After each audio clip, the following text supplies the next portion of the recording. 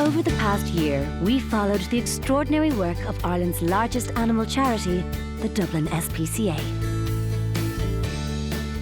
Throughout this series, we share the rescue and hospital staff's highs and lows as they dedicate their working lives to saving animals. On this episode, a rabbit desperately needs a haircut. That's all hair, and he has a little pocket. A chicken gets lost in the suburbs. This is a completely unnatural setting for a bird like this to be in. And a badger is trapped in a child's bedroom. It's very unusual. That's a rare one. There we go.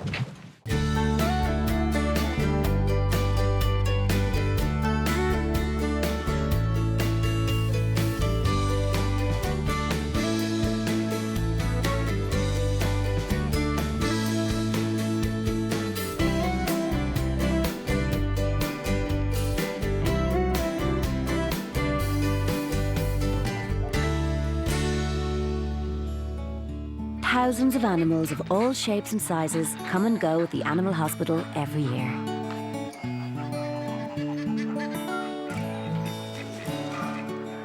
This rabbit's shape is what is causing concern for the veterinary staff. He hasn't been groomed in a long time, and there's almost more fur than rabbit. He was brought in with 3 other rabbits, and he's extremely badly matted. So we're going to have to anaesthetise him to try and get rid of the mats and give him a groom. As you can see, that's all hair. You can actually stick your hand in. He has a little pocket.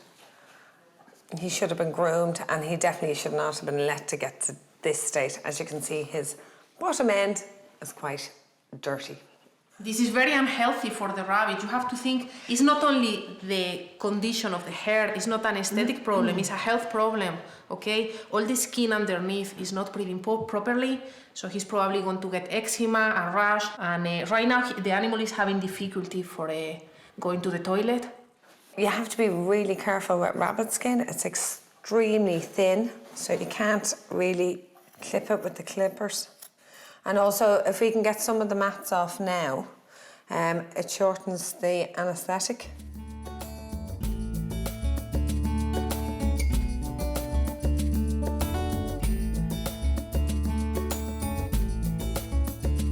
And there's still another inch of that there, look. I've just taken that from there. Half an hour later, and there's still a lot of fur to get through.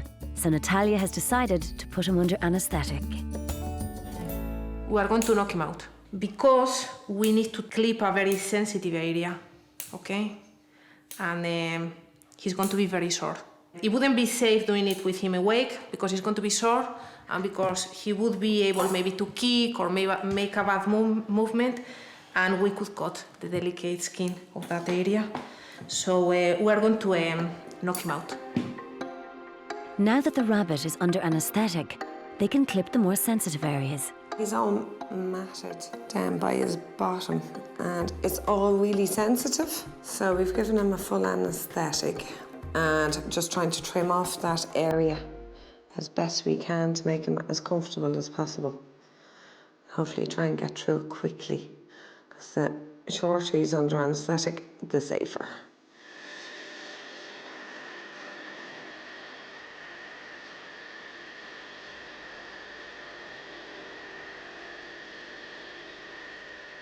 That was stuck under his chin.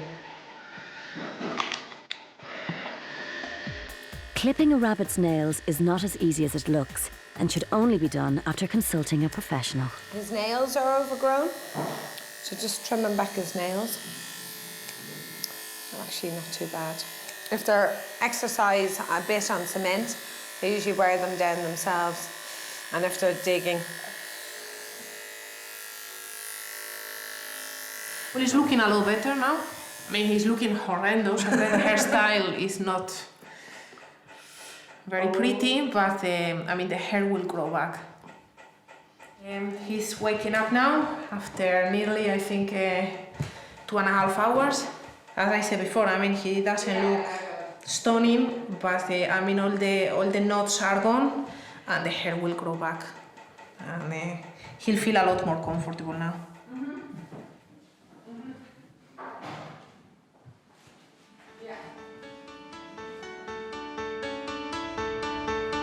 Inspector Liam has been sent out to a very unusual call. A woman has found a badger under her 7-year-old son's bed. It apparently spent the whole night there.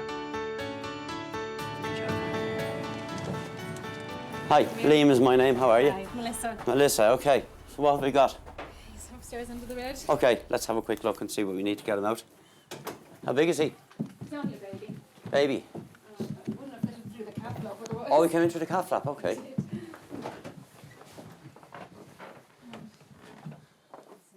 Under the bed there. All right. He's a big enough baby. Is he? He sure is. Who found him? I did. Just woke up this morning and big paw prints all over the floor. I thought there was Okay. something going on here. Came up here. The hamster, I had the hamster in here. Look at the hamster, didn't get Right. made into a Scooby snack. And I heard rustling about, looked under the bed, and there he was. Excellent. Okay, I'll go and get a basket of pair of gloves and let's see if we can get him loaded. Should we keep the store closed for the minute, okay? Right. That's a strange one. That's pretty unusual. That's very unusual. That's a rare one. Now, what am I going to put him into? Never heard of one going into a household before. What I'm going to use, he's not baby, so I'm going to use a trap to herd him into for his safety and for mine. They're very, very powerful. Got big, huge claws, and they've got very sharp teeth. Liam hasn't come across many badgers before in his 6 years in the job. I've only dealt with 2, ever. So, and both of those are out in the wild, like this place. So different. I'm just going to try and herd them and hopefully rush them straight into this. Oh, they shifted. There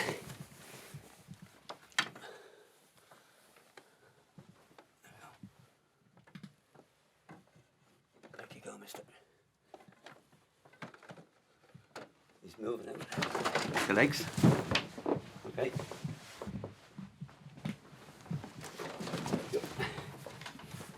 Down we go.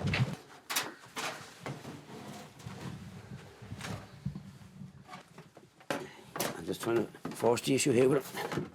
I almost got him. Here you go.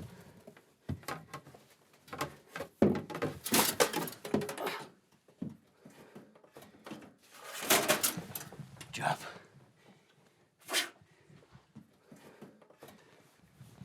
He ain't happy. He just, once he knew we were after him, he just got nervous. You can see he's quite stressed now, just even being in that. But he just looked to get away from humans. That's their normal nature. They don't want to be involved with humans. He's quite a big lad.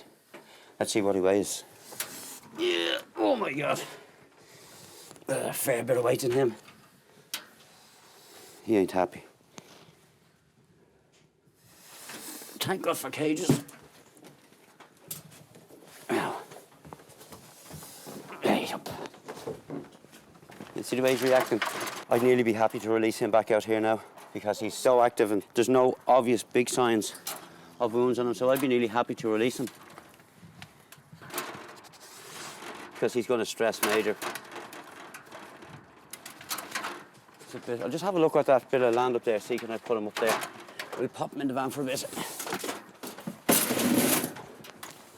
Okay. Right. So this bit of wasteland up here Right. is probably where the den area could be. So I'm going to release him up there. I'm happier to release him than stress him and take him all the way back to the vets. Okay, great. So we're going to Just release tell him not up to there. come back. Okay, we'll go and let this fella out. Bye, Jack. Bye. Bye-bye. To make sure the badger doesn't return to sleep under Jack's bed, Liam is going to release the badger as far away as possible. Okay, matey. Let's have it out. Bit fed up with the world, I'd say. There you go, man.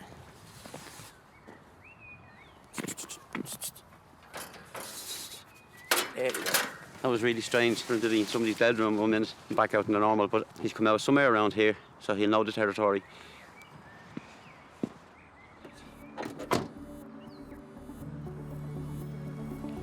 Over at intensive care, A puppy is awaiting surgery after someone tried to cut part of its tail off.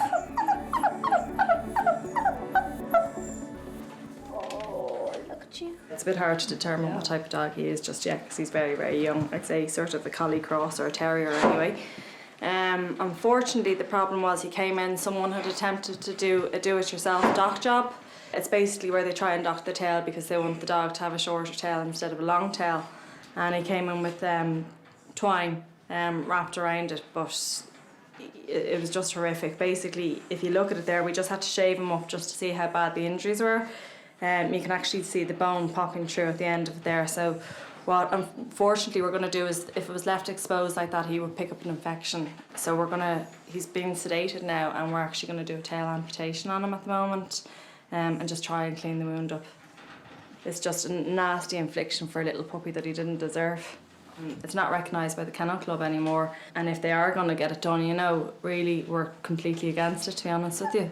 It's one thing if it's done by a professional who knows what they're doing, but when you get someone themselves just trying to do it, most people do it because they just don't like the look of a long tail.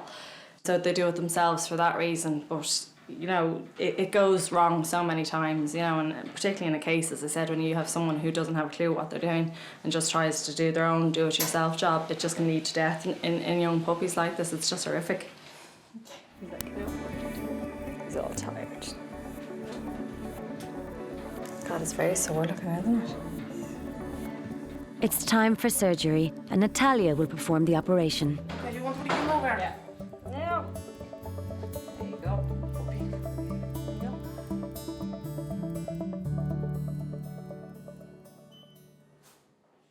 I'm going to tidy up this tail. So basically, a portion of the tail has fallen off. Okay, so now she has a little bit of an infection there, so I'm just going to tidy up and put a few stitches to make sure he doesn't get an infection. Basically, leave the tail alone. And if for any reason they need an amputation because they have a damage on the tail or something, go to a veterinary surgeon and get it done properly.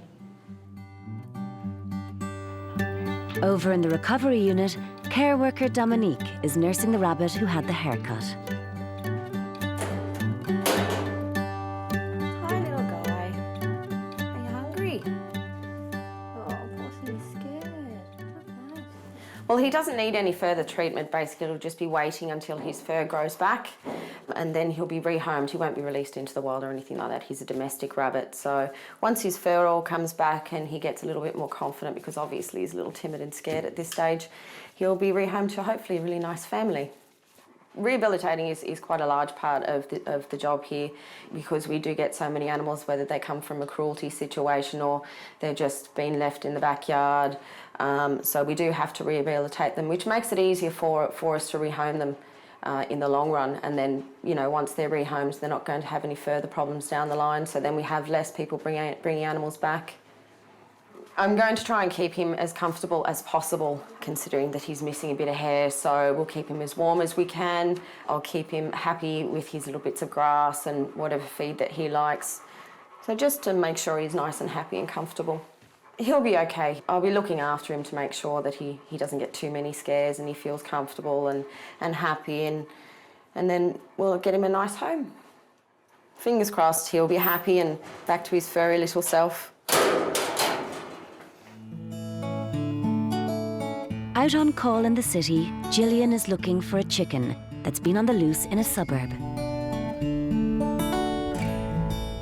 We received a report there about half an hour ago from a lady just saying that she had walked past a group of apartments and was concerned because she saw a chicken in a courtyard type of area.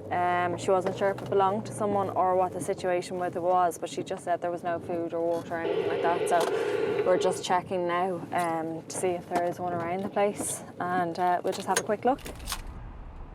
It seems he hasn't moved from the spot where he was last seen.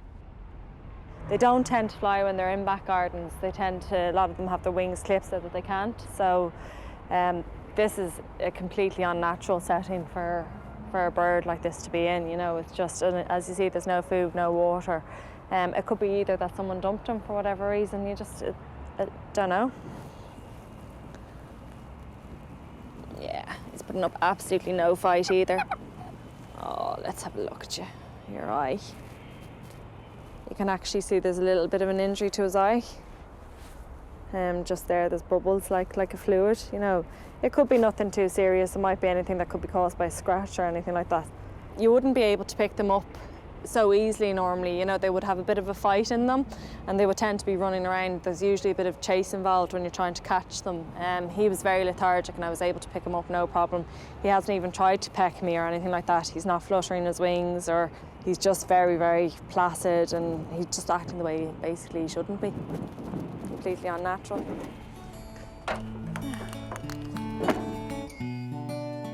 Back at the clinic, the sick chicken is brought to the vet. Okay. So what's wrong with him? I collected her there from an apartment earlier on. She was outside in a terraced area and no one knows where she came from, but she looks really lethargic and just curled up. So we have no history, just... No, nothing. I'd say by the look of her that she was probably dumped in the area that She had been sick probably for a while. Possibly. Okay. It's very thin as well. Well, my first impression is he's very sick because he's not moving. He's very lethargic. You see the way he's sort of sleeping, you know. He's very thin. Can feel that bone over there. That's normally covered with muscle. And he's very thin. Look, he has a little bit of secretion there. The nose and the peak. So he could have a respiratory problem. When I collected him actually earlier on as well, his eye, this eye here, had like clear bubbles coming from it. Yeah, no, I could see some bubbles coming out of his nose as well. Yeah. I'd say he's been sick for a while because he's very thin. Yeah. And he doesn't look happy, so sometimes he's a bit too late when they are so sick.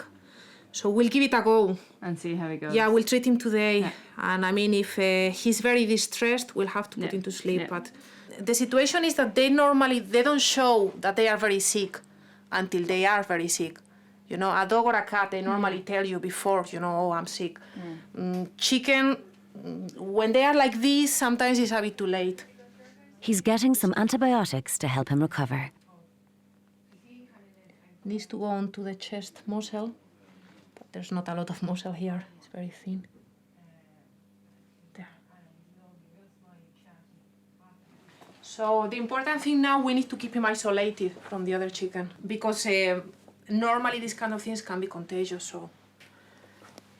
So we need to isolate him from everybody else. I don't know if he's going to make it. So we'll see if we see a little bit of improvement. If I see that he's in distress before I go home, I'll probably put him to sleep. Care worker Sonia is looking after an unusual type of squirrel that was imported from America. Surprisingly, it's not against the law to sell squirrels as domestic pets. This is an American ground squirrel, also known as a gopher. He's a little feisty and a bit of a biter. He hasn't been handled very well. A woman brought this into us. She bought it in a pet shop for €200. She kept it in a hamster cage and let it out every now and again for a run, but it chewed up her furniture, her skirting board, her couch, so she just couldn't handle it anymore, so she brought it into us. The cage that she has him in now isn't very good. He needs a big tall cage where he can burrow, as they're burrowing animals. His claws are also extremely long. He's nothing to file his nails on. I'm going to put him back in because he's not very happy. Go on. These are exotic pets. We wouldn't really recommend them as pets at all. They're a wild animal. Unfortunately, there's no legislation at the moment to stop people buying these kind of animals to keep as pets. Pet shops are selling all sorts of exotics that look nice and cute but need specialist care, especially this little gopher. It's like having a grey squirrel as a pet. If people are thinking of getting an exotic pet, research, find out what the animal is like as a pet. Some of these exotics just don't make good pets. They're not like your cat or your dog that will give you affection. A lot of them don't particularly like to be handled an awful lot. So do your research. Because there's no legislation at the minute, unfortunately there's nothing we can do to stop pet shops selling these kind of animals. It's just not fair on them, really.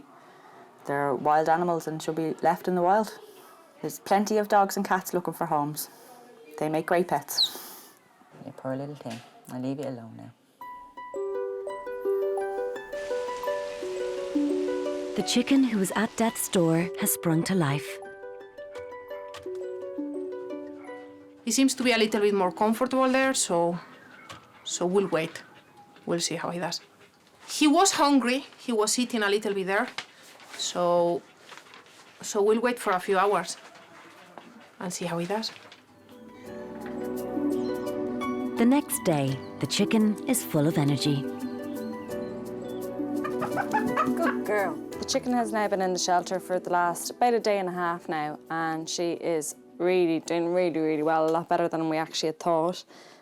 She's really come around. She's been treated with antibiotics and she's on oral antibiotics now, but she's now moved down out of danger zone, and she's eating really well. She's fluffing up her chest like she's meant to be, and she's generally behaving like a hen should. So we're really pleased with how she's doing. She is still very underweight. She hadn't obviously been fed for a while, but I really did think now that she was going to have to be put to sleep because she was very ill, and once the chicken gets past a certain stage, usually it's quite hard to save them. With a bit of luck now, once she's finished her antibiotics and puts on a bit of weight, she'll be released with the other chickens. She'll be able to live her life running around the shelter. She's like Chicken Little. Have you ever seen Chicken Little, the film? Yeah, she looks like Chicken Little, the way she's just sitting there. You're very cute. She is very cute though, isn't she? Now, right, little lady, it's time to put you back into your cage and get your tea time. The puppy with the badly docked tail has found a new home.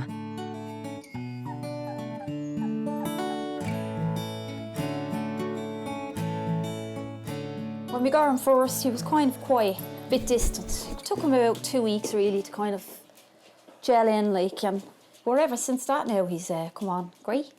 It's hard to believe people still do that to animals, you know. It's shocking, But thank God he was all right now. He got a nice home. But it's amazing how he's come on, since we had him, he's getting so affectionate now and all, whereas before he wouldn't sit with you like this, or he might give you a little growl.